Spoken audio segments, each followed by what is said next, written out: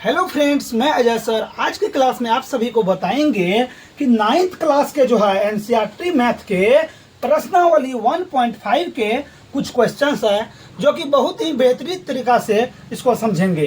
देखिए, क्वेश्चन कहता है कि बताइए नीचे दी गई संख्याओं में कौन कौन परिमेय है और कौन कौन अपरिमेय है। चलिए दोस्तों, हम जो है पहले यहाँ पर परिमेय और अपरिमेय का बात कर लेते हैं। तो बताइए परिमेय संख्या किसे कहते हैं। परिमेय किसे कहते हैं? जो p बाय क्यू के रूप में हो। तो जैसे यहाँ पर p और q क्या होना चाहिए? कोई पूर्णांक संख्या होना चाहिए। क्या होना चाहिए? कोई पूर्णांक संख्या होना चाहिए। लेकिन यहाँ पर q is not equal to 0, यानी कि q जो है कभी भी 0 के बराबर नहीं होना चाहिए।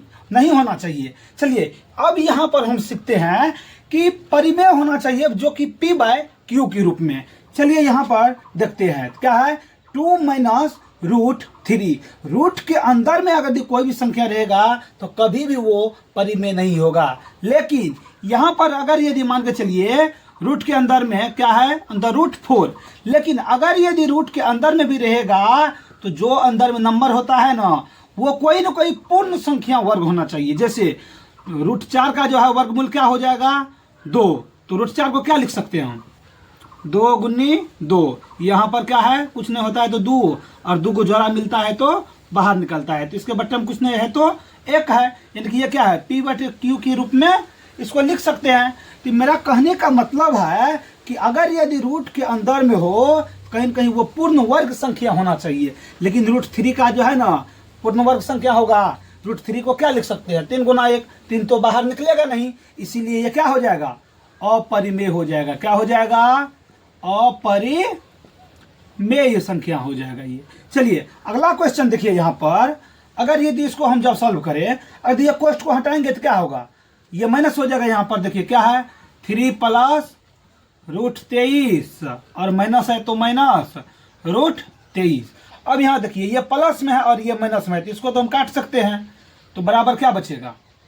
यहाँ पर 3 बचेगा। तो अगर यदि ये जब 3 हो गया तो इसके बटे में कुछ नहीं है तो 1 है, तो ये क्या हो जाएगा? एक परिमेय संख्या हो जाएगा। क्या हो जाएगा? यह एक परिमेय संख्या हो जाएगा। चलिए अगला क्वेश्चन यहाँ पर देखिए क्या है।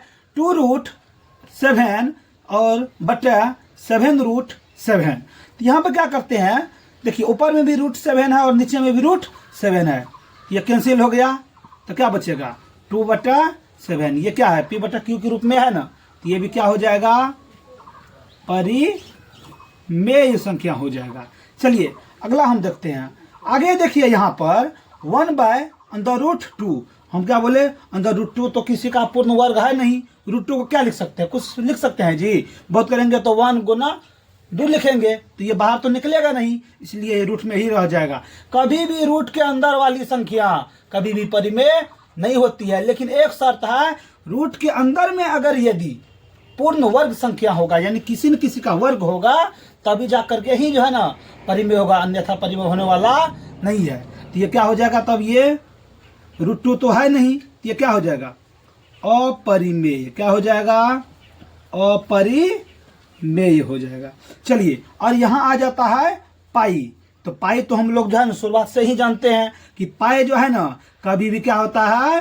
अपरिमेय होता है। क्या होता है बाबू? अपरिमेय होता है। लेकिन यहाँ अगर पाई का मान बोले तो पाई का मान क्या होता है? 22/7। लेकिन यहाँ पर मान नहीं दिया है जी, यहाँ पर पाई है ना। पाई कभी भी क्या होता है? अपरिमेय होता है। कभी भी जो है ना परिमेय नहीं होगा कभी भी केस में। तो हम उम्मीद करते हैं आप लोग जो है बहुत ही अच्छी तरीका से जो है समझ पाए होंगे। अगर यदि समझ गए हैं तो चैनल को सब्सक्राइब कर दीजिए ताकि इसी प्रकार का जो है वीडियो सबसे पहले आप सभी के पास पहुंच सके। चलिए मिलते हैं फिर अगले वीडियो में, तब तक के लिए ओके, टाटा बाय बाय।